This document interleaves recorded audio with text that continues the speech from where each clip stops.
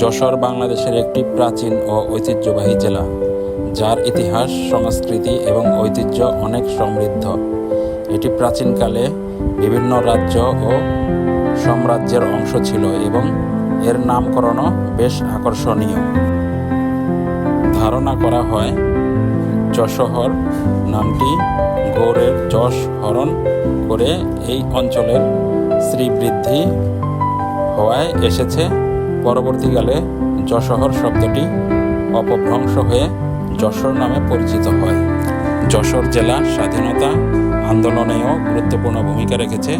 1971 সালের মুক্তিযুদ্ধে যশোর ছিল একটি কৌশলগত এলাকা এবং বাংলাদেশের প্রথম দিকের মুক্ত জেলাগুলোর মধ্যে অন্যতম। ঐতিহ্যগতভাবে যশোর নকশিকাঁথা এবং যশোর স্টিচ এর জন্য বিখ্যাত। এছাড়াও এখানকার খেজুরের গুড়, রস, পিঠা, পায়েস ইত্যাদি প্রসিদ্ধ। যশোর শহর এবং এর আশেপাশে অনেক ঐতিহাসিক স্থান ও স্থাপনা রয়েছে, যেমন চাচড়া জমিদার বাড়ি, গদখানি ফুলের বাগান, মধুসূদন দত্তের বাড়ি, মধুপল্লী, কালেক্টরের পার্ক এবং ইমাম বাড়া ইত্যাদি। সুতরাং যশোর জেলা তার প্রাচীন ইতিহাস, ঐতিহ্যবাহী সংস্কৃতি এবং স্বাধীনতা সংগ্রামে গুরুত্বপূর্ণ ভূমিকার জন্য আজও স্মরণীয়।